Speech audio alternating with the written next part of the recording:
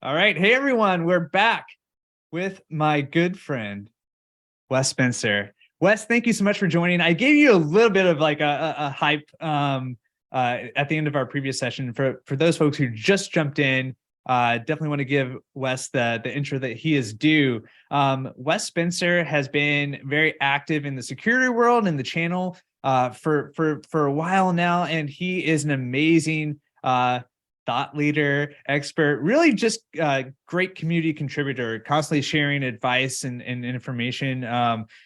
Great presenter. You're a constant regular on tons of the events that everyone is going to. You're going to be at MSP GeekCon. You were just at Ride a Boom, along with many other things. You were a co-founder of Perch. You've been involved with Fitwall Solutions, and now you just started a new gig at CyberFox. Feel free to talk about any of that you want, but Wes, I'm just really excited to have you here. Thanks so much for joining. Man, you're welcome, and thank you for the invite. I absolutely love Ninja and everything about what you guys do, and how community first you are and MSP first. So, like, this. Anytime you want me for anything, the answer is always yes. Just love you guys. So I'm an educator at heart, and I'm a cybersecurity nerd by trade, right? And so all of these worlds collide for me in everything that I do, right? I'm the founder of Empath Cyber, which is a really cool training platform for MSPs that are trying to get better at security. So check that out at empathcyber.com. Also have a newsletter there that we just spun up, super cool. I am the VP and a Vice President of Cybersecurity Strategy at CyberFox. I'm in Adam Slutson's office. So thank you for all the comments on the helmets. They are not mine. I do the cyber call every Monday at 1 p.m. You can jump into that. It's really awesome. We've got like 6,000 people that join that thing. It's wild, and do a ton of YouTube. So like, really, Jonathan, what I'm all about is just helping MSPs in their journey in cybersecurity, because it's difficult, it's hard, it's not easy, it's not native to anybody. And I'm all about just helping MSPs in that journey. Oh, man. Well, as you're listing things off, I'm like, oh, of course, I'm supposed to mention Empath. I'm supposed to mention the cyber call. I mean, you're involved in so much. I was going to ask about the background too, because the other thing, I think a lot of folks who are on LinkedIn very, very regularly will notice that your videos show up a lot. And this is a different background for you. So I was going to ask about that. Yeah. Unfortunately, I'm not in my home studio today, but I am in the CyberFox HQ, which is here in Tampa. And that's where I live. And man, CyberFox is just so much fun. There's so much. I should just pull the camera off and just, with so much energy. It's your typical growing startup. It's just awesome. So yeah, I'm in the office today. Very cool. Very cool. Well, everyone, we brought Wes on here. I gave a little preamble about day 2 and kind of the theme. We're shifting away from tactical, kind of in the weeds. What can we do technically to really shore up our defenses and take some easier steps to really eliminate a lot of low-hanging fruit for attackers, right? But now, of course, in order to do anything within an org, what do you need? You need buy-in, you need resources, you need a plan and a team, right? And so that's really where we're shifting things. And Wes, I know that you've been involved in some groups where you're doing some speaking and some more kind of closed peer groups with some IT leaders. And this is a topic that's come up. How do we talk to the board, to executive leadership, and how do we become better advocates for security in ways that align itself better with the business, with the organization's values and outcomes? Yeah, and I will tell you, Jonathan, that this is something that for me, I'm not just going to tell you what I think. I'm going to share with you what's worked for me, because I've had this journey myself. I was a former practitioner at a bank. And when I started at my bank, it was primarily, I kid you not, 75-year-old white dudes. Like that was the bank makeup of our board. That's difficult to get buy-in when they literally don't even know how to do email. They have they literally have secretaries that transcribe their emails back and forth. I kid you not. And so I went into a situation like that, and starting at ground zero, and we had some regulatory issues we had to shore up. And I came into an environment where I'm like, this is difficult. Where I'm at and where they're at are miles apart. And so I learned over a course of a couple of years how to make this work and how to speak value to the board and how to get their buy-in. And you can do it. That's what we're going to talk about today. Amazing. I think it's a much needed thing. We all love getting techie with it. diving into the weeds and operating in the areas that we feel comfortable in. But I think a lot of us also acknowledge that, hey, this is an area that we really need some help in. So yeah, very excited that you're here to talk about this. And everyone on the call, I'll just before Wes dives in here, I'll just encourage you. You're already doing it, right? But don't be shy. Ask questions. Anything you want Wes to dive deeper into, just let us know. Please. Yep. I love it. All right, cool. So I'm going to skip by this, other than don't tell Matt Lee that I put a QR code on here. But if you do want to follow me in any of the places that I speak at, I'm involved in, that will take you to my link tree, which just has all the links to everything. But I think I'll have it at the end too. So I'm going to skip by my intro since we've already done all this. I'm going to skip by all of this, other than to say those are the main places where I speak at. So if you want to go, catch into all of these, definitely go and do that. You can kind of, one way or another, you'll catch into all the places that I speak at. So I'm going to skip by all this. So John, I want to start with this. Here's the incontrovertible fact: is decision makers and board members simply don't care about cybersecurity until they do care, right? And I've noticed this to be the case. And every MSP listening to this knows there's the inevitable risk of, here's what happens: something bad happens, and the client didn't want to do anything to address it the year before that. They didn't want to spend the money on it. They didn't want to do anything, don't want to budge until something bad happens. And the first thing they do is they point their finger at you and they say, how could you have let this happen? This should never have happened. This is your fault. You run IT. You're responsible for security, and I'm coming after you. That's the reality that we deal with so often, is the fact that they just don't care about security until they've been forced to care. And I want to start here because I think we all say, yeah, that makes sense, right? So the native question that comes out of that in my mind, Jonathan, is like, what makes them care? And I think there's three things that make them care. The first one is the biggest negative of all, which is an incident, right? We have some kind of bad thing that happens, and then the finger pointing happens, right? That I just mentioned. I have a really good friend that is a CISO at a very well-known bank. I could name the bank and you would know, everyone on this call would know the bank. And he said at a stage in front of 3,000 security nerds, of which I was included, he goes, the number one way I have found to get my board to care about security is to have a breach. And he said, if you think I'm joking, I know what I'm talking about. It's worked for me 3 times in a row. And I still laugh at that statement that he made like 7 years ago, because it's unfortunately the truth. So the question is, how do we avoid an incident from becoming the way that they care?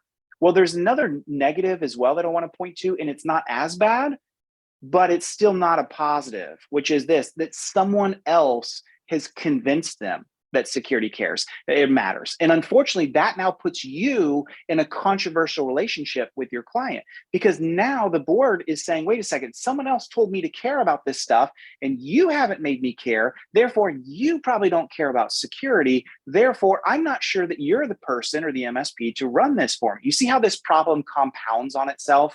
And so we also don't want to be in that situation as well. I'll give you an example of this: is cyber insurance, right? So cyber insurance has really pushed the needle in a lot of ways to get clients to care. In my time at Fifth Ball, I spent a lot of time with school systems in particular, sitting down with the board and also the superintendent and walking through why all this mattered.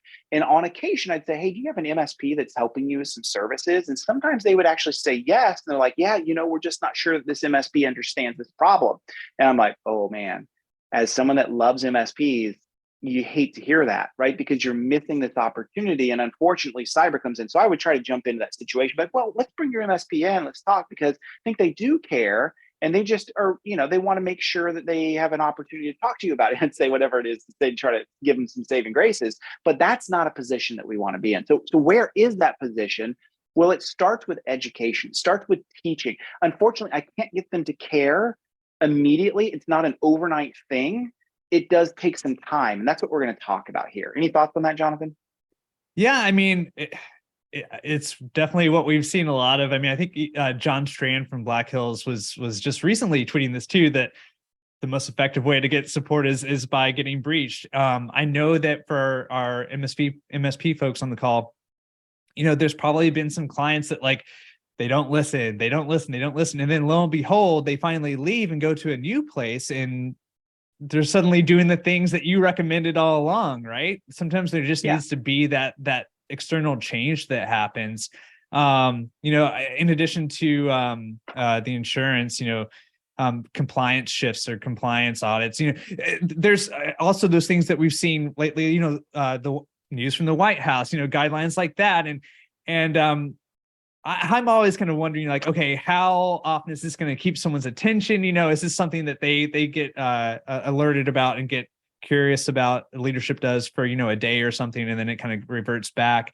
But yeah, I mean, I think you're spot on. And with the education, I think the conversations that we've had a lot with our own partners and through our own events has been, and I'm sure you're going to dive into right now. I think the form of education has, for better or for worse, and I think it's just part inherent with the conversation, has really evolved around a lot of fear. It's like the FUD stuff, right? And the trying to convince, like, hey, this is a problem, which I totally get. You want people to listen, and so you're trying to shake them awake with things. But I'm curious for you, what you've seen in terms of that being effective or not. Yeah, here's the problem with fear is, and I try to be the optimistic CISO. Like it's like a term I try to use in my brain, because the problem with fear, the reason we resort to fear is because we don't know a better way to convince.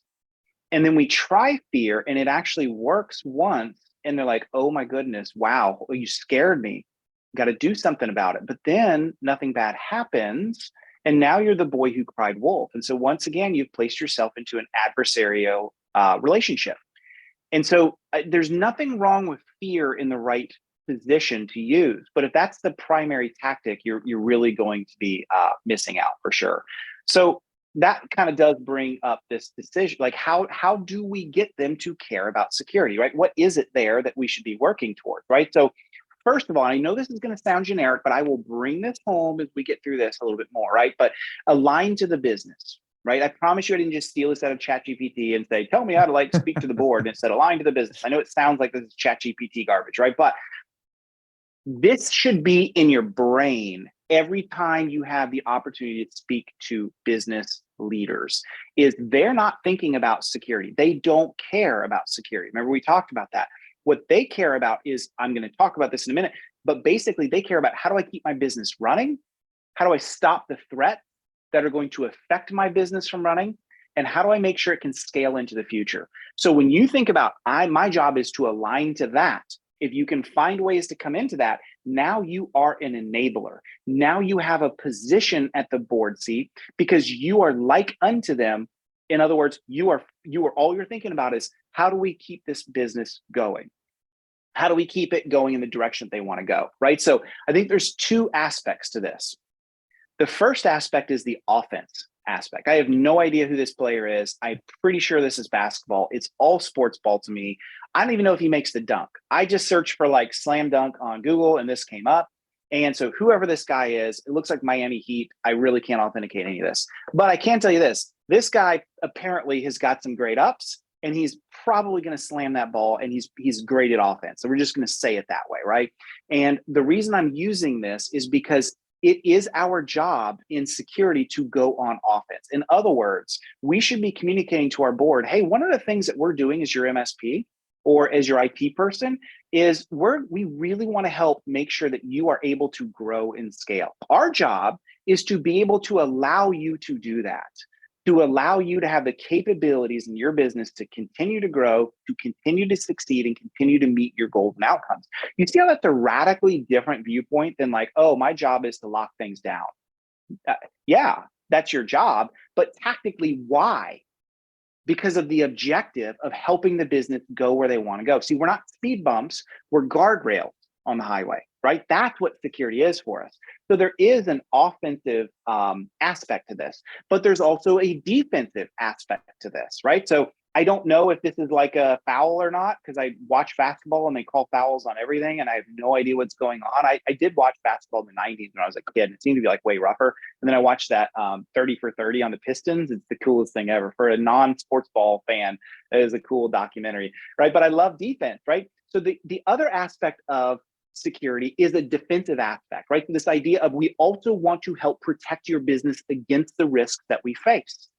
And then this opens up the educational opportunities, which we'll get to in a second, around why and what those risks are, right? Because at the end of the day, when a business leader is awake in the morning, I know this as a business leader myself, I'm thinking about how do I go? How do I get revenue? How do I grow my business? How do I go, go, go? But you know what I'm thinking about at night? This is just like the psychological nature of all of us is what's going to keep my business from succeeding? What's going to cause it to fail? The things that keep me up at night are always the what did I not do? What could be the risk? What could stop this? And so the defensive aspect plays in this as well. Hey, as your MSP, one of the other things we want to do is make sure that we protect against the things that are going to stop your business from going where it's going to go. So there's an offensive and a defensive that you've got to have in mind as you're talking to your business owners all the time. Jonathan, does that make sense? Oh yeah, absolutely. I mean, one thing that's come up with these discussions too, I mean, this, for a long time now, this has been the mantra, right? Like, be a more strategic advisor, like shift your role and your perception into, you're exactly what you're talking about here. And I think it's one thing to say, and it's obviously harder to pull off. And so what I think is great about you diving into this and talking about it is, helping people say, okay, I get this internally, but how do I actually project this and how do I actually do that? Especially like if you've already got your established relationship with your board or with your leadership or with your clients, and you want to start changing that. Maybe that's involved, like you do that by the types of meetings that you're having, the types of conversations, but this is the type of stuff that I really appreciate from you and others when we're talking about these subjects is, how it's one thing to have that kind of mindset, but then actually getting that across is another. Yep, exactly. There was a question that came in chat. I think I spun up a whole bunch of like sports ball chat, which is totally cool. Yeah. But one question that did come up is what were those three things that get a board to care? One is having an incident. Two is someone else educated them and taught them that it matters. And three is you educate them and you teach them how it matters, right? So again, I'm starting to funnel wide, everyone. And I know, and I'm going to get more and more specific. So let's get a little more specific. One of the best ways that you can do that offensive and defensive in one fell swoop is aligning to their external requirements. And there are so many of these that you may not recognize. I don't know how many of you are in the States, but next month we have the FTC safeguards coming out, right? This deals with so many businesses that are completely unprepared for this. We have cyber insurance. We have CMMC that one day the rulemaking process will be finalized, we think, and that'll happen, right? We have banking regulations and healthcare regulations. We have state privacy regulations that exist in every single state. So these are things that are much more of a defensive than an offensive, but you can turn it either way. Your job as an MSP is to help align to that, right? To say to the business, again, my job is to help you here. Both offensive in the sense of if we can make this work for you and solve your regulatory requirements, now your business is free to go, right? Like you have this, oh, how do I get through all this difficult stuff that I don't know how to do and the terminology and the words and the process? I'm going to help you with that.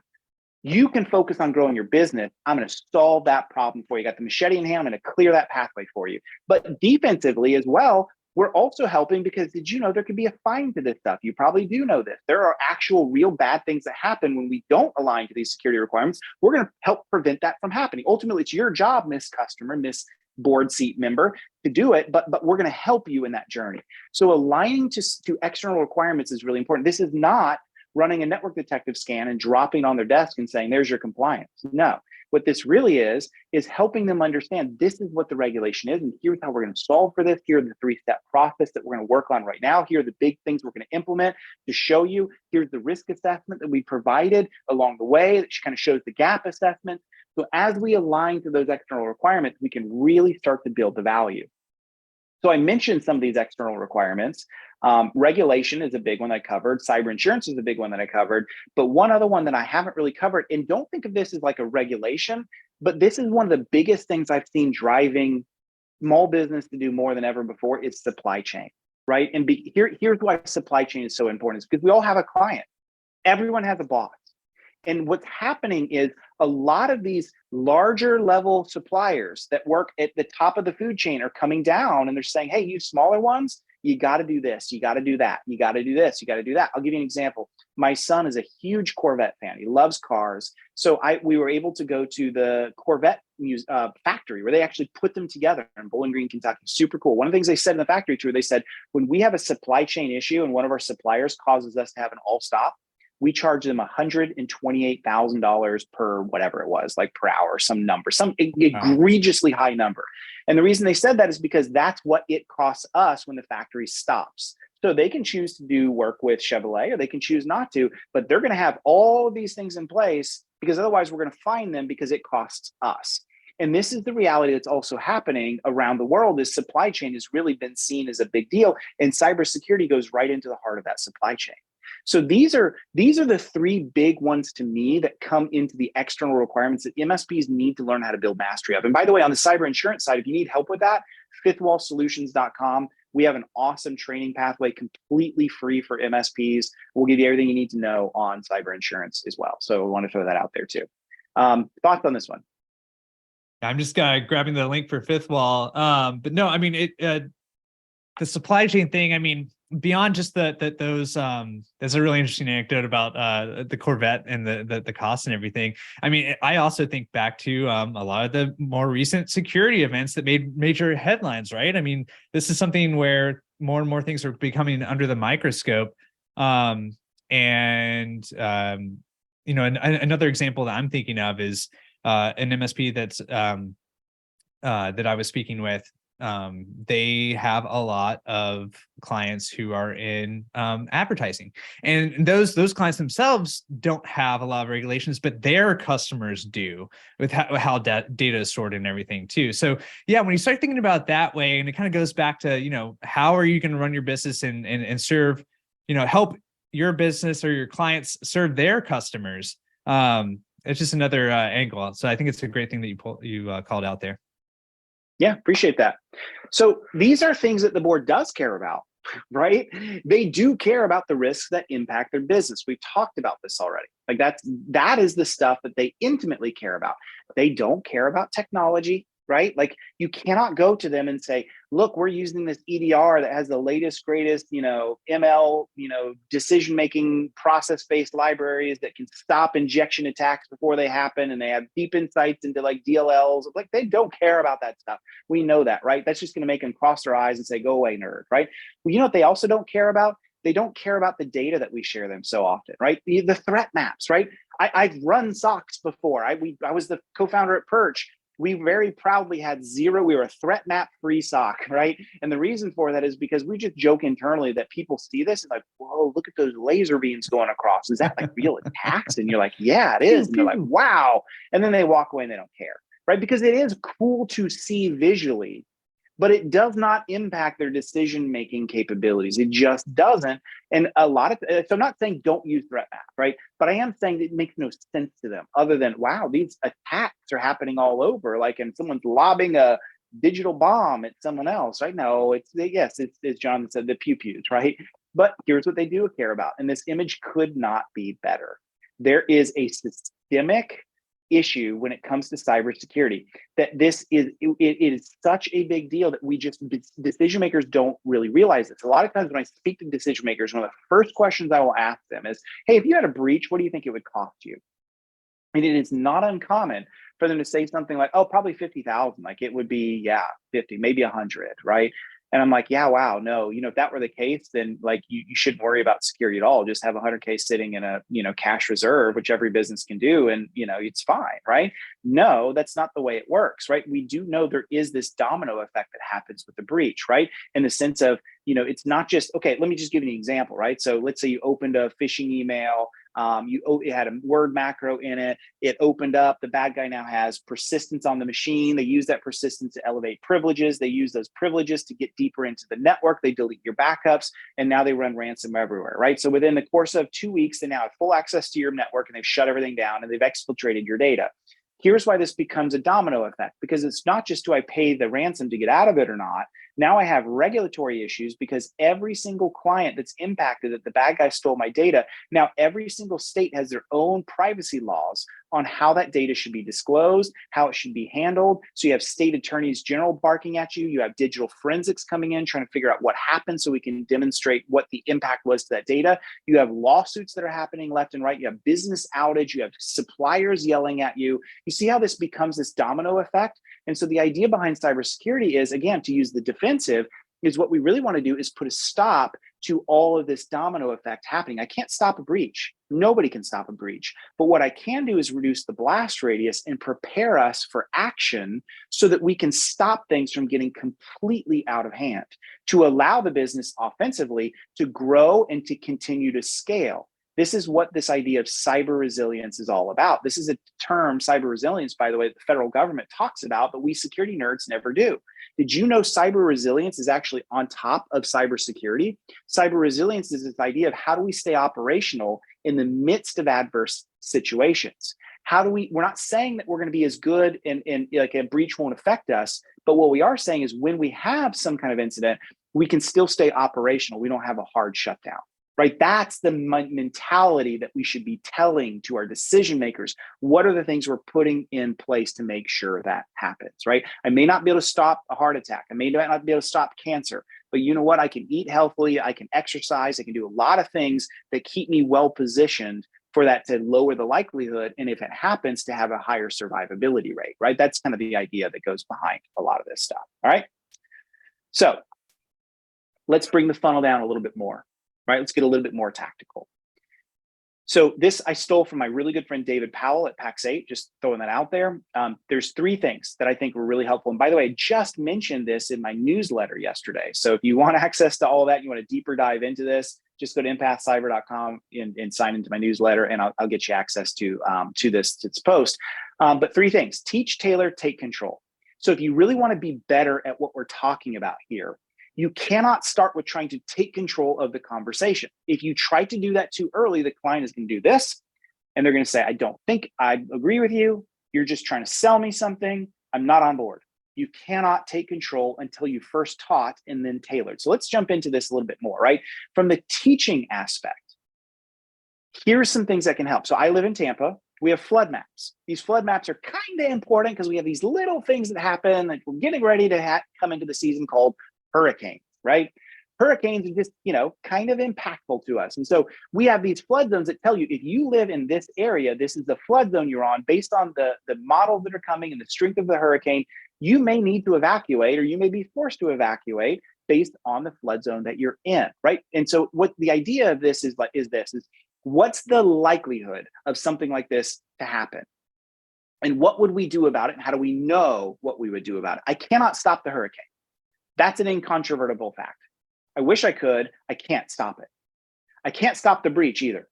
I can do a lot of things to make it less impactful. And based on where I'm at, based on the industry I'm in, based on the revenue size, based on my cybersecurity maturity, based on a lot of different things, I can have the same kind of like flood map. I can have the same kind of like cybersecurity map. So one of the things that comes to this is good teaching, helping the client understand there is a hurricane looming, but there are things that we can do about it. We shouldn't just stick our head in the sand. So that's one of the ways that we can start with this. Bryce, I see that comment about annexing us. You're probably right, though. So let's drill in a little bit more. I'm not a huge fan of like statistics, but I do think they're helpful. Like what I mean is sometimes we give a client 4,000 statistics and they're like, well, blah, blah, blah, blah, blah, right? But I do think that to some degree, statistics, when used in a good way, can be impactful to them. So here's one that comes from Ponemon, sponsored by IBM. This comes out every single year. And it's roughly around $180 a record is what a breach would cost. So Miss Client, if you really want to get this actualized in your brain, here's what I would do. I'd say, how many records do I have? Records, not just social security numbers and passwords and credit card numbers. Today, records are names, email addresses, home addresses, phone numbers. It's so much today. So take the number of records that you have, which is probably in the millions, and multiply that by 180. Now you have at least some kind of idea of like what this would cost you. And like, man, wow, I didn't have any idea. Yeah, that's a good way to kind of bring some math to it. They also show for a small business, 2.98 million. In my experience, I've dealt with a lot of breaches. It's not quite that high. It's usually somewhere around 1.5, but that's still pretty darn impactful. And that doesn't even include future losses, which is a big deal, right? So this is not perfect, but it helps them understand that a breach is not $100,000 and off I go. No, there's a lot more baked into this. And so I tell clients, if you're trying to defend against a small 100K damage, then cybersecurity is not that important.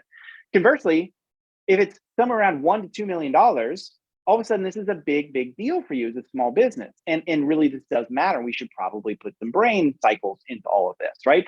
Another thing that I like to do is, I'm going to test you guys in the audience. Usually this audience gets these things pretty right. There's a lot of data and detail out there around like what the average outage time is for a breach. What do you guys think in chat? How many days, hours, months, years do you think it is? It's the average outage time for a breach. And I realize there's a lot of study data that show it in different times. I'm kind of boiling it down to like what I've seen and then kind of an average of what the studies have shown. So Eric is saying about minimum 2 weeks, Daniel 3 months, Colby 3 weeks, Nick 3 to 5 business days. Yeah, this is what happens every time. You guys, I know my audience, right? So you guys are pretty much right on the money here. So the average time is about 16 days. So another thing that I'll tell a client is, what would it do to your business just to have your month's revenue slashed in half?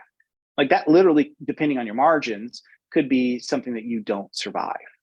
And it's not just the hard outage of 16 days. It's also, you're not back up magically after 16 days. It still takes days and days, not weeks, to get full back into order. So just lost revenue can be one of the most damaging things from a breach. Okay, so let me pause there. Jonathan, any thoughts that come to your mind through this? Yeah, I mean, I love this stat too. I dropped a link earlier to Coveware. They are ransomware. They specialize in ransomware response, and they go through clean things up, and they also go through negotiation with ransom criminals and everything too. But they release a quarterly report, and this is one of the figures they highlight is the average days of downtime from actual victims, right? And I think that, Wes, it's really impactful for all the reasons that you said. And it also too goes, it takes things further. The previous slide you highlighted with the, the money lost per record and everything, the fines, the downtime, these are things where, highlighting these things, having a big figure, and then combining that with insurance. Cause I feel like a lot of people are like, well, okay, yeah, whatever. We're not that worried about reputational damage. Breaches are happening. We're moving on. It's bad for a little while, but then, we can typically skate through and we'll get insurance to cover it. Well, I mean, I think as we'll see in the next session talking with Dustin, and as you well know, insurance companies kind of took a bath on a lot of this stuff early on, and they're done with that, right? So requirements are amping up, and they're actively, there's a lot of cases where what people think may be covered actually won't be, in terms of claims and everything too. So yeah, I think having all these numbers at your disposal, and again, what struck me that you pointed out was putting it into the actual, like, here's a big number that's applying to anything, right? Let's make this more real by applying it into, what does this actually look like for our business? What would those 16 days of downtime look like? What all would be impacted? I think it's a great exercise to think through and get leadership to think through. Yeah, for sure. Cynthia, thank you for the comment on the deck being great. And this is a sales deck, right? Like what I'm really doing is, it's not a sales deck, but it's a sales deck, right? Like I've used this kind of data over and over and over. So yeah, the answer, someone asked as well, can we get the slides? Yes, I'm more than happy if you have the slides. If this moves your MSP forward, I welcome you to use these slides and rip them out and use them anyway, right? Because I just want the world to be a better place. So totally good with that. All right. So the next stage is, once we go through education, keep in mind, I can't just, you give me 1 hour and I'll educate the client. It's not like a cult, right? Like where I could just educate them in an hour and trick them, and now they're doing everything I say. This education journey can take weeks, if not months. And I'll give you just one quick story from my board. One of the things I decided to do was, every time I had a board meeting every month, I had 15 minutes to talk about the security program. And you know why? Because I had to. They didn't invite me. The regulators wanted to make sure that cybersecurity was mentioned in board meetings. So I came in by force, right? They weren't real happy about me coming in for 15 minutes. So what I would do is I would leave for 5 minutes of those 15, a third of my time. I would always leave with a news story, always. And it would always be something about banks, and it would be something that would be relevant to them. And I will never forget, 8, 9 months into the journey, the board member says, stop, pause. And I'm like, oh crap, one of two things is going to happen. I'm going to be asked to walk out the door, or maybe I'm making progress here. He goes, you guys always preach about asset quality. This post 2008 collapse, asset quality, asset quality, asset quality. Most important thing for the bank. He goes, but I'm now thinking as a mid-sized community bank, I actually think that cybersecurity might be more important, because Bank of America could survive a big breach, but I'm not sure that we can. And I said, Marty, that's very insightful. I completely agree. He goes, Okay, carry on. Let's see what else you have. And that was the day that it changed for my bank, and it wasn't overnight. So just throwing that out there. And He, this he, goes into, he oh had yeah, such a please. good idea there. It was, it just dawned on him, huh? Yeah, it's all his idea, right? Make him think it's their idea, right? And that goes part and parcel to this next piece is part of the education should be tailored to them. If you just give them random breach statistics, it's just whatever. I don't care. It doesn't matter to me, right? Same thing with a suit. This is the same guy, but notice how much cleaner he looks when he's got a tailored suit. It matches him. So in our education, we must tailor it to them. And this is one of the hardest parts for MSPs is how do we take this and tailor it to them? Or if you're not an MSP and you're listening today, just for IT people in general, how do we tailor to them? So I'll give you some examples of some ways that we can do this. I'm going to give you some tailoring that works for small business. We probably don't have time for all of this. So I might skip a couple analogies. But I want to use you guys in chat. Look at this image right here. In chat, give me some feedback. Give me some one-word descriptors, some adjectives of what you see in this image, right? I'll give you one that I see: dark, right? Kind of a dark day, right? Isolated, right? Bob Ross, excellent.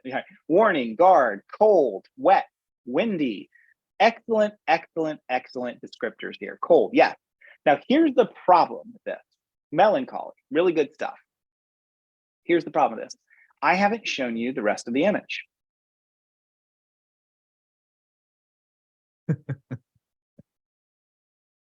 Notice how, when I do this in person, everyone goes, whoa. The reason for it is because you didn't see it coming. And Is this that is the big Cthulhu? thing. What's going on there anyway? It's something, right? I can tell you this is not Florida. We don't have waves like that, and I don't think lighthouses are a thing, right? Unless it's like, a hurricane hitting or whatever. But anyway, notice that my ability to react correctly and describe it was affected by my visibility. And this is the same thing in cybersecurity. When I talk to clients that have gone through a breach or are going through, in my perch days, call us up and we're dealing with it live on the phone. One of the common things that they'll say is, I had no idea this was about to happen. None. We had a client one time speak at a conference. The MSP invited me to come and speak, and they had an actual client that talked about their breach, and they were actually really cool to share their story. And the short of it was, it's your classic breach. Bad guy got into their systems, what I described before. And what he said was, he goes, in the forensic aftermath, by the way, this thing cost him $1 million all in. He said in the forensic aftermath, he learned that, he said, the bad guys were in our network 30 days prior. And he said, as a business owner, I deal with losing a significant amount of our business's future longevity, and we've got to catch up big time. And I had 30 days to do something. It's what this wave was coming, and I had no idea, right? That is a story that sticks to a client and brings up the question, well, then how would we know the wave is coming? So it's just something you can use, right? Another thing is, we all think we're in these great neighborhoods, right, where we know everyone. And the reality is, because the internet connects us to everybody, where we actually live is a lot more like this. And the reality too behind this is that when we look at slums in real life, like they're not designed this way. They happen through neglect, through socioeconomic issues. No one designs a slum. Same thing with our companies. Maybe 5 years ago, 10 years ago, we had a pristine network and we were doing all the right things. But because the threat landscape has changed and bad guys are coming after us, now we look a lot more like this and we're less able to be where we need. So that brings up the question to the decision maker. Well, how do we know? How could you tell us if we live in a slum or we live in a nice neighborhood? Well, that's what a risk assessment's for, not a network detective scan. I dropped 3,000 pages on their desk, but an actual risk assessment that's aligned to a framework, right? So this is kind of the idea here. Also, this looks like a young, strapping Joe Biden. I can't say that it's not, because I really don't know. But clients think that our security just stops bad stuff, right? In the old days, it was firewalls and antivirus. That was security. It stopped bad things. Today, that is not the case. Today, security is a little bit more like this. And the more you look at this, the better this image gets, right? Look at this here. We got the little garden gate that's going down that says, no, no, no. And what does everyone do? Just ride around it. No big deal, right? And who are the people that are driving right around this? It's your own employees. I promise you that's not bad guys. No one's, if you have something to protect, that's not what you're going to use to stop them. So it's just employees need to get to work, right? And this is the same thing, is that your employees are like water. They will use the path of least resistance when they do business. If they need to install something and they don't know how, and you have an IT department that's slow to respond, they're just going to Google something. They found this online word converter to PDF and they just clicked it, and sure enough, it's malware, but they didn't know, and off they go, right? This is the reality. So sometimes our security is a lot more like this, and that can be a problem. So what are we doing to address that?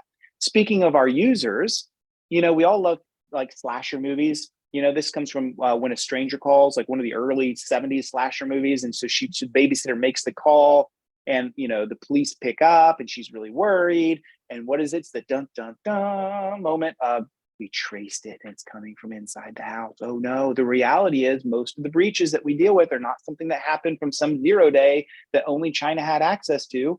Nope, it's something we click on, something we open, and something we install. So this, once again, is the reality that our people are somebody that we need to really think about. And let's talk about hackers for a minute. Let's talk about the outside world, right? In the old days, like this is my world growing up. As a kid in the mid 90s, I will tell you, the only reason I was popular in high school was because I gave out lunch codes to anybody who wanted them, and I'd load them up with as much money as they needed. And I would do this for my friends. I remember breaking into our netware system because it wasn't difficult. It wasn't on some elite guy. I was just hunting through the network, and I found all the Novell stuff, got into the back-end database for the lunch codes, found out that they were stored by the last 4 of our socials, scrolled over to mine, and easily was able to input some money in. So I walk into the cafeteria, I pop in my code. And by the way, I changed my image to Chewbacca because I am a nerd. And she looks at the Chewbacca image. She sees $1,000 sitting in my lunch account. It's like, what the heck? But she probably didn't. She's not paid enough to care. So she's like, whatever, kid, get out. She charged me my $1 for my ice cream, and off I went. And I realized that day that hacking was really cool. And here I am today telling you the same thing. So this is what War Games is all about. This young Matthew Broderick. But there are 2 reasons we know this world has passed us by. One is, bad guys are not Matthew Broderick punks or Wes Spencer punks sitting in their basement hacking away. That's the first way we know that this world is gone. It's threat actors operating out of Russia and Ukraine and North Korea and Syria and all these places that are going after our money. Those are the primary threats we're worried about. We call those e-crime actors. But the other way we know this is real is because, do you see what I see? There's a girl in his bedroom watching him hack. I promise you, never in history has that ever happened. No girl is like, yeah, let's watch you hack. That sounds like a lot of fun. That's never going to happen. So we know that this world is completely passed us by. I don't Phishing know. is, we'll see. Yeah, well, maybe the jury's out. Maybe there's still that one that's out there, right? Anyway, phishing is still the number 1 threat. We know this.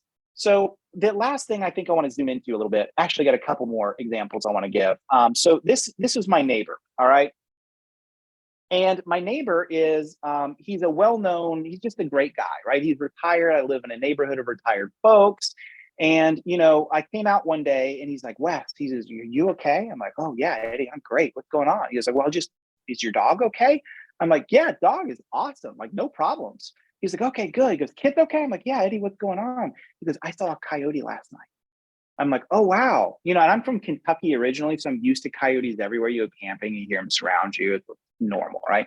And so, I'm just being nice. So I'm like, yeah, wow, coyotes, that's definitely wow. So he next week, he gets CCTV put all around his house. Like he's Fort Knox in this sucker, right? He's not joking around with coyotes. He puts these signs around our neighborhood and the next neighborhood over, coyotes spotted, be very careful, right?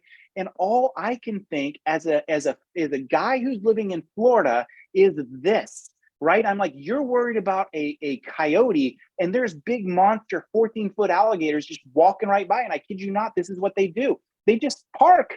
Like this, if you live in Florida or Louisiana, this is the thing. A buddy sent a picture to me. I should have put it in his PowerPoint. Literally last night, a gator did this. About a 6-foot gator just parked by his grill. Wes's presentation is sponsored by the Florida Tourism Board. Hurricanes, yes. Alligators, yeah. What could go wrong, right?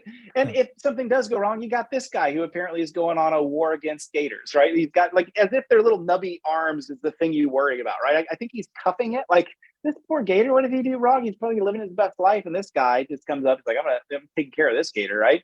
So anyway, my point to this is sometimes we worry about the coyotes when we should be worrying about the alligators.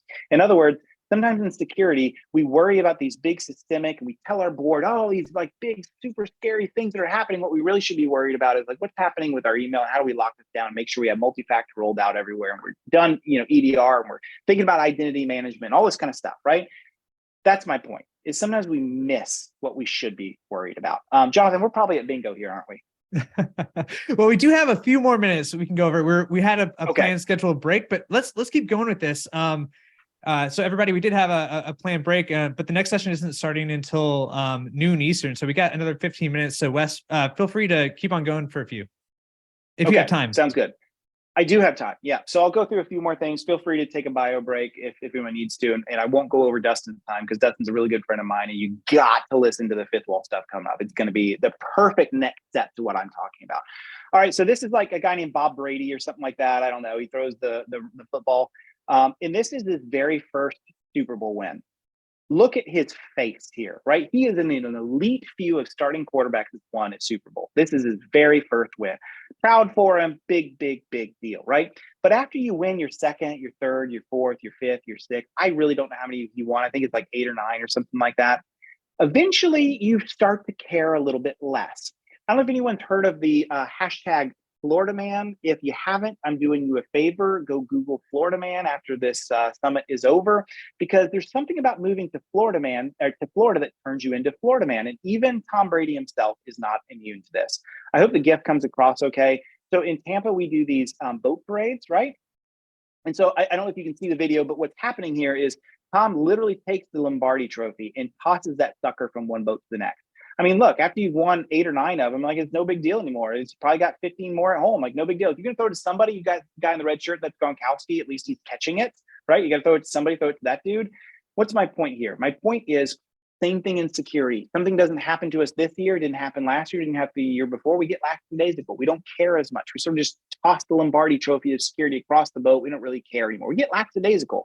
And that's one of the most dangerous things that we can do in security. We don't want to get lackadaisical. We do want to be constantly assessing ourselves. Just because I did not have cancer last year, does not mean that I shouldn't go through a screening this year. Same exact idea, missed decision maker. We want to constantly be evaluating because it could happen at any time. So once you've done a good job teaching and tailoring, now you can take control. And this is going to be the shortest part that I have, okay? So when it comes to taking control, let me give you an analogy. Let's say that you're 300 pounds and you're really ready to take your health under control. You're like, I'm going to fix this problem. So you sign up to a gym membership. You get there early, you paid for a personal trainer, and you're so excited. You walk in, you see this pristine gym, you see the Peloton ready to go. You're just jazzed up, you're energized, you're ready to go. And in walks your personal trainer, this guy. How many of you are going to be really excited after that to have that guy who chugs Mountain Dew while he's telling you to run to be your personal trainer? Probably none of us. And when it comes to taking control, the ultimate reality is this: you have to assess yourself first. Are you the 300-pound personal trainer, or are you the fit, buff, ready to go, know what we're doing MSP? Because if you're not, they're not going to take you seriously. So what do I mean by that? First of all, one of the most important things you need to be doing at your MSP is making sure we're all rowing in the same direction. You may have that one VCIO that really gets security well and that knows it and is framework aligned and knows how to talk about it. But how many of you have the rest of them at your org that just don't know security at all? And when a client says, I'm not paying for that, we've never been hit by something before, they freeze up and they don't know what to do. I'm not hating. I think almost every MSP on planet Earth has that problem, right? That's the universal issue. So what we should be focusing on is personal cyber fitness for ourselves first. This is where the journey begins, right? You watch a biker like this, you're like, man, look at all this cool stuff, these flips and stuff that he can do. Like, wow, this is so awesome. We celebrate it. The reality is we all start here. Even that guy that's doing the flips in the X Games starts here. So it is okay to start here when it comes to security. What is the start here for us? What I would recommend is framework alignment. I would recommend the CIS controls if you haven't done anything, because it's 18 controls. And if you need help with that, I have a free podcast. If you go to thecybercast.com, we'll put a link in there. I think it's just www.thecybercast.com. It'll bring up a podcast. You can get it on Spotify, Apple, wherever you listen. It is a long form podcast. So we break down every single control. Tomorrow we're recording control, I think 16 out of 18. So I'm telling you, it's awesome. Got so much good feedback out of that. It doesn't have to be CIS control. Many of you are not in the States. That's okay. There's many others that are out there that are good, but the CIS control can be a good gap or kind of a mix to all of them. Yeah, if you go to, so this is weird. The person that set this up, Matt, on cat, you have to put in www.thecybercast. It's not doing a redirect. The person that set it up, we got to get that fixed. But yeah, that's why it does that domain thing. Okay, so that goes back to framework alignment, right? And the idea behind framework alignment is, if I were to go to a home builder and I said, hey, build me a house, and he just starts putting the bricks up like I do in Minecraft, I'm gonna have a really bad experience. But if I have someone that comes in with a really good framework, like a blueprint, and says, this is what we're gonna build according to, now I feel better about this, right? Same thing in security. I don't put my finger to the wind, just start doing things. I follow a framework. It sounds like it's difficult, but I'm telling you, it'll take you a long way. And the reason it'll take you a long way is because it's like this. Eating your own tacos. We don't eat our own dog food, we eat our own tacos, right? And the more you start building a framework yourself, you're eating your own tacos, you figure out how this thing works, and that builds the confidence to talk to clients about the same thing. I have noticed a direct correlation. Those that are deeply framework aligned for their own MSP get much better at selling security. And if you put selling security before framework alignment, you're gonna have a hard time doing it. You just are. And then that's when you can start getting into the pretty vCISO platforms, right? Many of them are out there. Like, these are beautiful things, but if you start here before you do the maturity stuff on your own, you're gonna have some difficulty. One last tip that I'll give you as I get ready to close is, don't give them a million things to work on. Stop doing that. It's analysis paralysis. What you really want to do is give them a few steps. Hey, Miss Client, we've got 3 big things we need to work on. We did this risk assessment, and these are the 3 critical items. So I want us to focus on these 3, and here's kind of a roadmap that we're going to work on over these next 6 months to address these things. All right. This one is going to be the most expensive right here. And so we recognize that it's not cheap to do, but we need to get a budget to do that. Can you guys allocate the budget right now? Or do you need another 3 months to get in front of the board and have a decision and kind of build that budget first? What's easier for you to do? You see how that changes the game completely versus just saying, oh, you're gonna have to pay another $10,000 a month to get this thing done. No, I'm not doing that. Now I've given them steps, I've showed them criticality, and I've given them the freedom to say, can you do it now or can you do it in 3 months? Let's build a budget for this thing. Usually the reason the board says no to something is not because they don't have the money, it's because they were not prepared to pay for it and they don't understand the priority. So give them both of those, and then they'll be more willing. It's not like they're gonna be like, yay, we love spending money on security, woohoo. No, they'll never be like that, but they will respect you when you go through this journey, and then give them the capability to say, when can we do this? It's really important. When can we build the budget for that, right? Also, just understand your conflicts of interest. If you're primarily a sales-driven MSP, and the person that's like trying to talk security is the person that's also selling them, that is a difficult position because you've got a conflict here. And so sometimes if you can get to this position where you have VCIOs that don't have a revenue number to them, and they're literally there for technology alignment, it can take your business a lot further. They can work part and parcel with the account manager, but just understand conflicts of interest are something you need to be working on, and you need to be a constant educator. What I'm doing to you, you should be doing for your clients. Educate, educate, educate, never stop it. Education is the key to success in this world, and build into that. And that's, by the way, what we're doing at Impact Cyber. So I'm gonna skip the rest of this and finish here. Jonathan, thank you. I know I went over, but thank you so much for the opportunity to speak to everyone. And if I can help you, here's all my channels, and then that link tree will get you into like the all the other stuff I do, the podcast, the newsletter, all that good stuff. Oh yeah, no, Wes, thank you so much. I mean, you see all the thanks here in the chat. Everyone really appreciates it. I very much appreciate it. You dropped a ton there. Yes, we will upload your slides. Thanks for giving us the go ahead for that. So I'll make sure to add those to the resources here in Zoom. I'll also include them in the email that's going to go out, the recording and everything. I did want to also include a couple more links here. But yeah, I thank you so much. This is a great discussion. I know that you also have been, you brought up VCIO a few different times. And this last point that you made about changing the discussion from having a sales related call, or the more like speeds and feeds, technical review type of call, and veering more into that strategic advisor role. You've been doing a lot of good things with Alex Farling from Lifecycle Insights, and others. And so I'm going to grab some links to videos and things, but I'm not sure if you have any other resources in that regard that you could point people to now. If not, I can go and find some stuff. Yeah, I would say if you can find some stuff, be the best. But yeah, if you hook into my LinkedIn, that's where you just scroll through previous posts, you'll find just a wealth of stuff for sure. Yeah.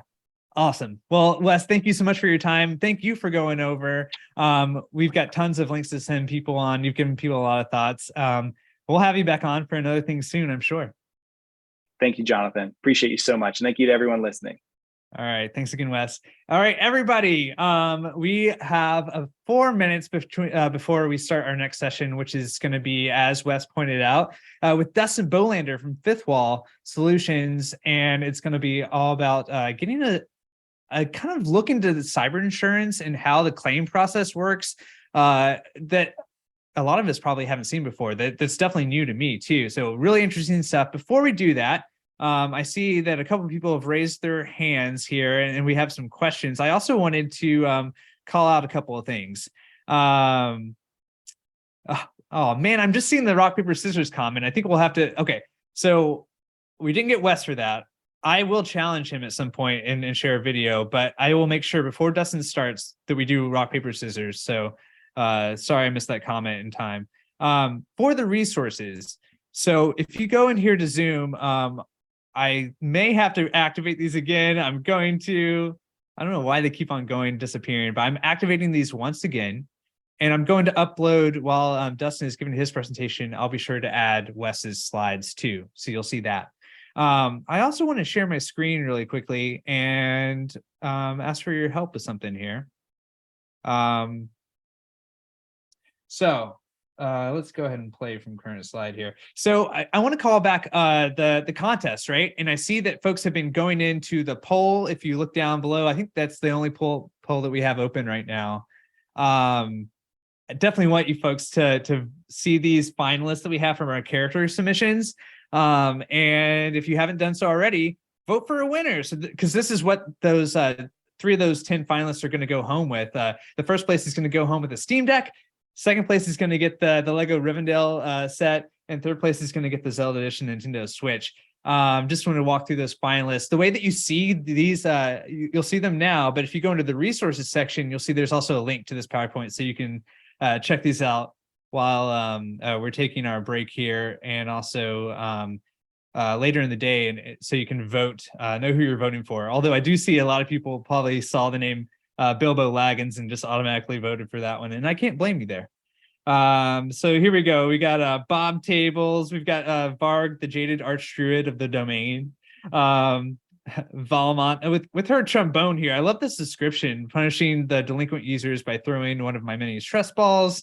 We have Reggie, this amazing wizard here. I love the creativity that people have gone with. People are using Hero Forge, which is awesome. We did that last year. We can create your own minifigure. People are using Midjourney and other AI tools. Everybody's just so funny and witty here and creating a ton of good stuff. So thank you everybody for who's contributing to this. I like Dovig quite a bit here. This guy's awesome. And there he is, Bilbo Laggins, who I believe, if I'm not mistaken, is currently in the lead. So I just wanted to share that up, give one more shout out there. I'll stop sharing my screen now, and we'll get ready to bring Dustin on. But thank you again, everybody, for voting. And if you haven't, if your character wasn't selected, doesn't mean we didn't love your character. There's a ton of good ones. I think we got over 100 submissions. And we're going to make sure to give people some more chances to win some things. We're going to send out an email that gives ask for feedback and some other questions and give you more chances to win.